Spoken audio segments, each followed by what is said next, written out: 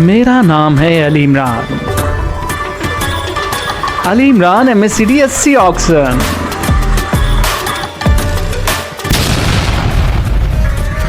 Hello दोस्तों, H2 here।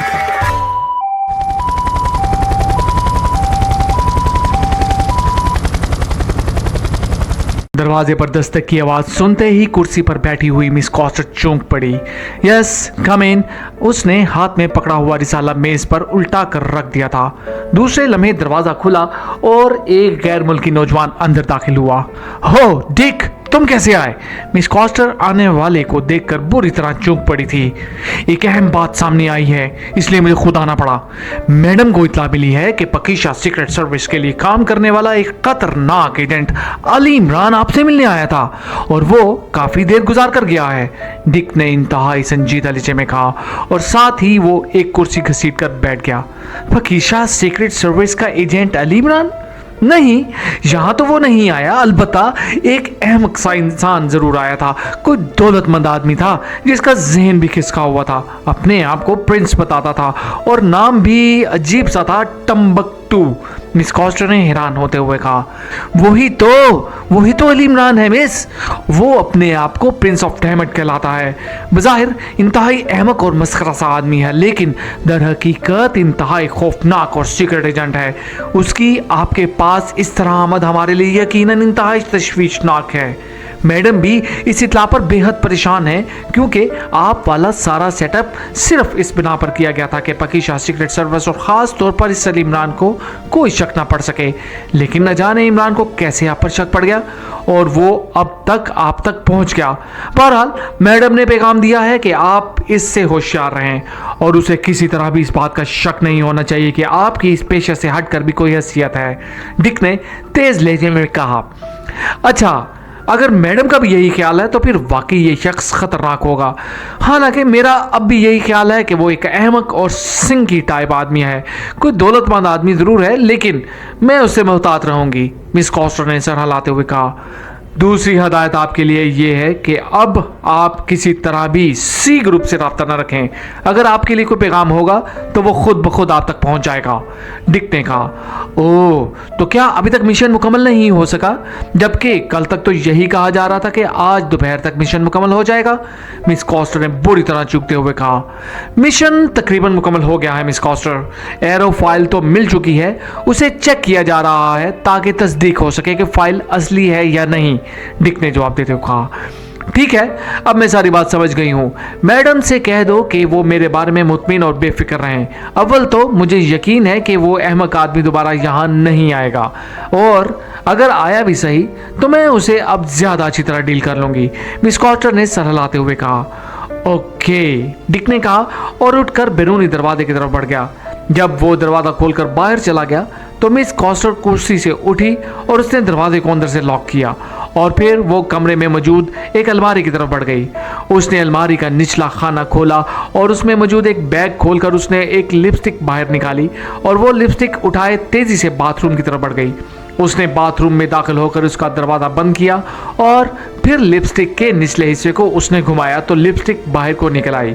जब lipstick अपने कवर से पूरी तरह बाहर आ गई तो मिस कॉस्टर ने कवर के निचले हिस्से को अपनी तरफ घुमाकर उसे वापस अंदर किया और इसके बाद उसने दूसरी बार और तीसरी बार यही अमल दोहराया। फिर कवर के निचले हिस्से पर उसने उंगली की ज़रबे मखसूस अंदाज में 3 बार मारी तो लिपस्टिक के अंदर से हल्की सी भुनभुनाहट की आवाज़ें निकलने लगी, जैसे कोई बड़ी मक्खी बाथरूम में उड़ रही हो और उसके परों से हल्की सी आवाज़ निकलती हो। लेकिन आहिस्ता आहिस्ता ये आवाज़ बंद होती गई और इसके बाद यह खामोशी छा गई। लेकिन चंद लम्हों बाद एक बार फिर भुनभुनाहट की तेज़ आवाज़ उभरी और फिर मध्यम मध्यम सी आवाज़ आती लगी, hello hello R13 calling over. Miss castor ने तेज लहजे में कहना शुरू किया, लेकिन उसका अंदाज सरगोशियाना ही था। Yes R1 attending over. एक आवाज सुनाई दी और बोलने वाले का लहजा इंतहाई कड़क था। बॉस, अहम तरीन रिपोर्ट मिली है। मैडम एरो फाइल हासिल कर चुकी हैं, अब वो उसे चेक करा रही हैं ताकि तस्दीक हो सके कि फाइल असली है या नहीं। ओवर।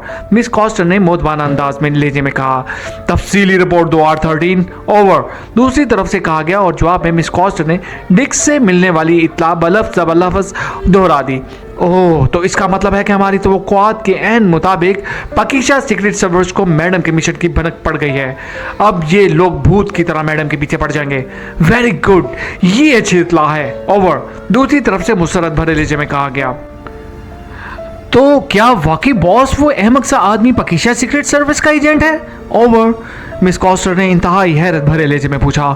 हाँ, और उसी से बचने के लिए हमने खुद बैकग्राउंड में रहने का फैसला किया था, वरना हम खुद भी ये फाइल हासिल कर सकते थे। लेकिन हमें मालूम है कि पकीशा सीक्रेट सर्विस को जैसे ही फाइल की गुमशुदगी की इत्तला मिली, वो पताल तक भी इसका पीछा ना छोड़ेगी। लेकिन अब वो मैडम के पीछे भागते रहेंगे जबकि फाइल हमारे पास पहुंच चुकी होगी, और हमारे मुतालिक तो मैडम को भी इल्म ना होगा। Very good. ओवर।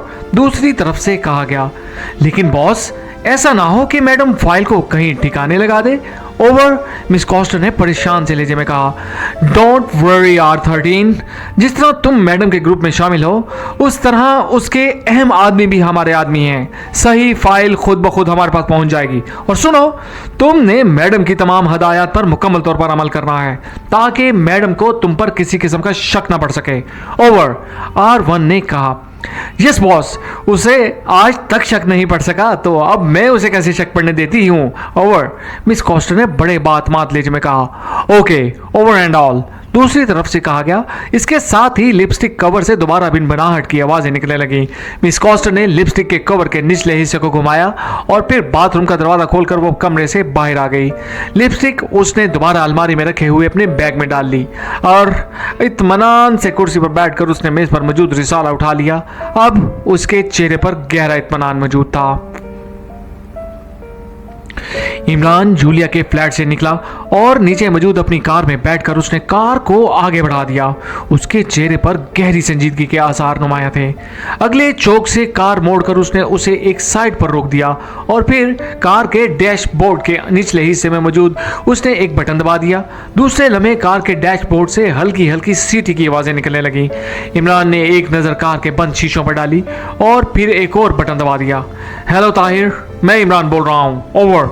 इमरान ने तेजी से लहजे में कहा, ओह इमरान साहब, बड़ा गजब हो गया है।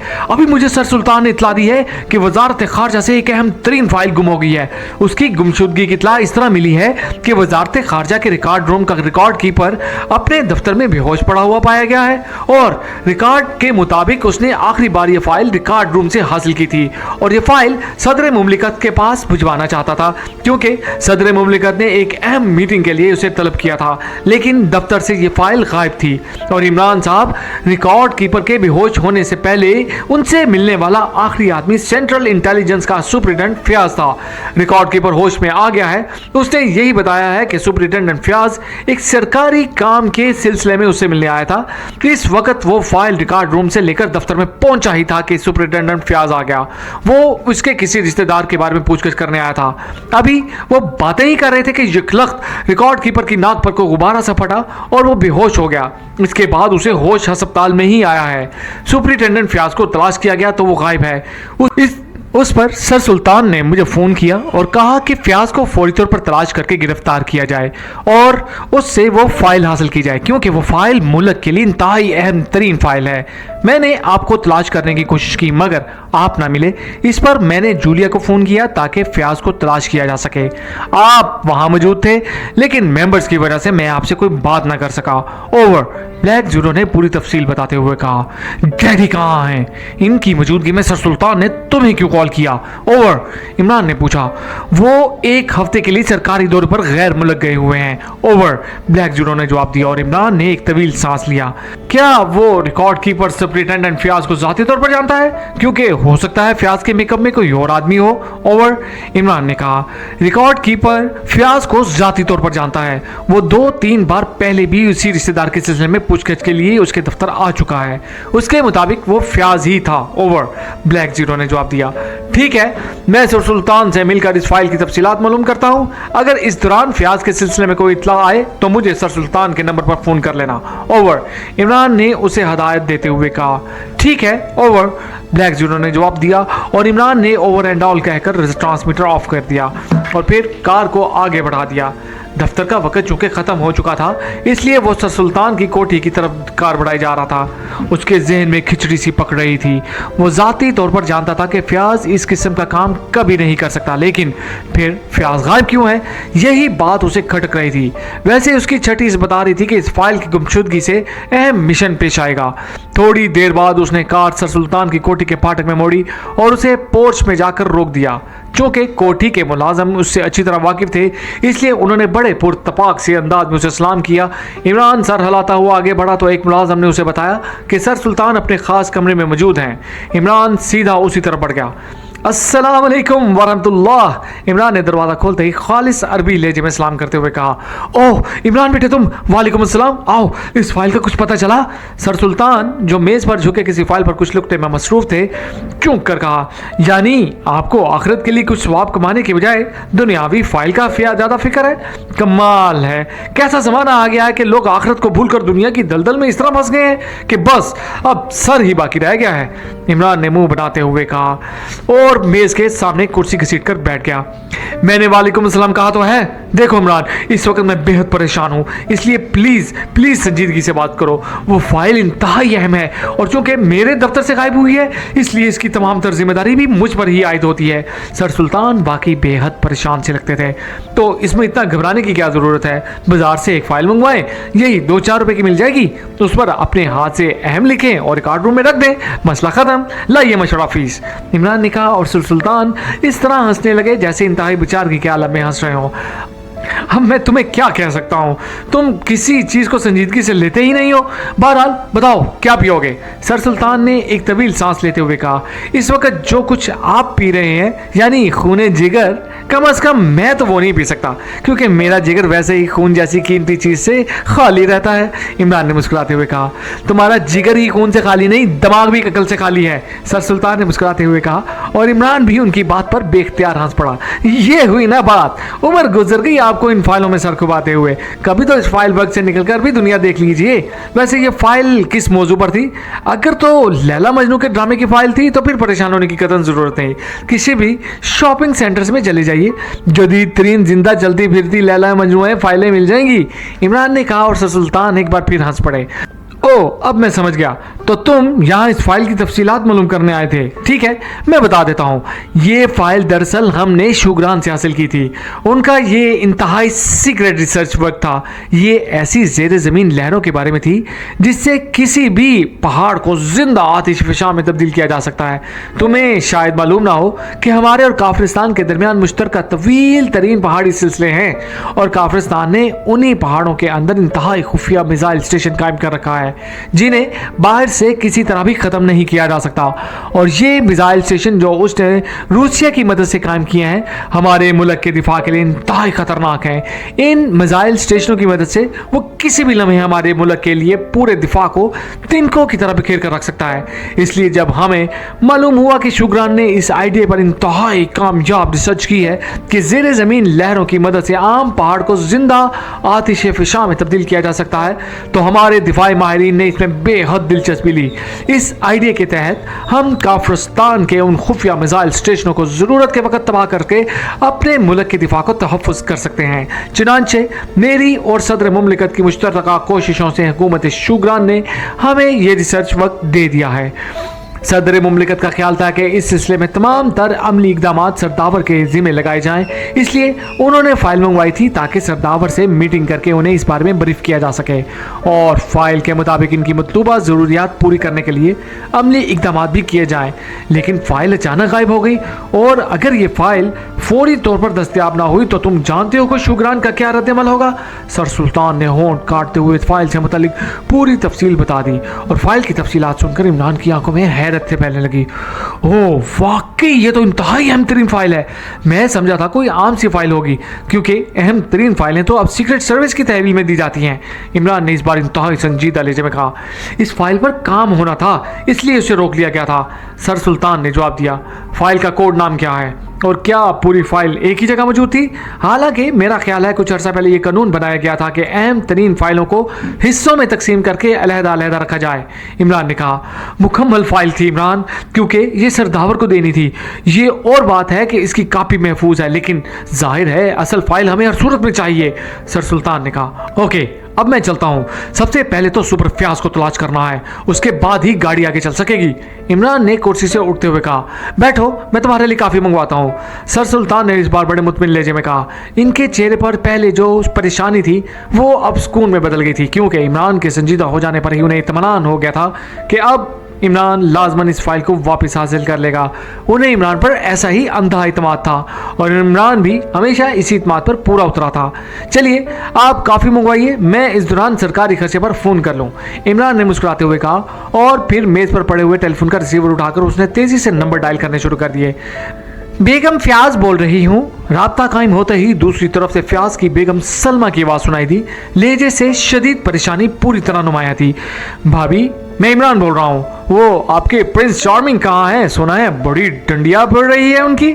इमरान ने मुस्कुराते हुए कहा, ओ इमरान भाई, आप, मैं तो आपके फ्लैट पर फ़ोन कर करके थक गई हूँ। फ्याज ने क्या किया है? मुझे बताया गया है फ्याज ने कोई अहम तरीन फाइल चोरी कर ली है और अब गायब है। सलमा ने इंतहाई बेचैन से लहजे में कहा, फ्याज के नज़दीक आपसे ज़्यादा और कौन अहम हो सकता है भाभी? और जब आप मौजूद हैं तो फिर फ्याज बेचारे ने कहाँ गायब होना है? किसी स्मगलर के पीछे भाग रहा होगा। आपको जाते हुए कुछ कहकर तो नहीं गया ना? इमरान ने सलमा को हौसला देने की खातिर कहा, नहीं, बस आम रूटीन के मुताबिक सुबह दफ्तर गए। दोपहर को मुझे दफ्तर से फ़ोन आया कि फ्याज पर यह इल्ज़ाम लग गया है कि उसे तलाश किया जा रहा है। क्या वाकई फ्याज पर यह इल्ज़ाम लगा है? मैं उसे जानती हूँ इमरान, वो और जो कुछ मर्जी कर ले, मगर मेरा ईमान है कि वो मुल्क से गद्दारी कभी नहीं करेगा। सलमा ने रो देने वाले लहजे में कहा, अरे नहीं भाभी, इसमें इतनी जरूरत ही नहीं है। इस पर तो बस शक किया जा रहा है, इल्जाम नहीं है। बस उसके मिलने पर यह शक भी खत्म हो जाएगा। आप बेफिक्र रहें। इमरान ने कहा, शुक्रिया इमरान, तुमने मुझे बेहद हौसला दिया है, वरना मैं तो इंतहाई परेशान हो गई थी। सलमा ने इस बार कदरे मुतमिन लहजे में कहा और इमरान ने उसे मजीद हौसला देकर क्रैडल दबा दिया। मुलाजिम ने काफी की प्याली उसके सामने रख दी थी। वैसे मेरा अपना ख्याल यही है कि फ्याज ऐसी हरकत नहीं कर सकता, लेकिन वो फिर गायब कहाँ हो गया है? सर सुल्तान ने संजीदा लहजे में कहा, यही बात तो उसके खिलाफ जा रही है। सीक्रेट सर्विस उसे तलाश कर रही है, जल्द ही उसका पता चल जाएगा। इमरान ने काफी की चिस्कियां लेते हुए कहा और फिर काफी पीकर उसने सर सुल्तान से इजाजत ली और कार लेकर उसकी कोठी से बाहर निकल आया।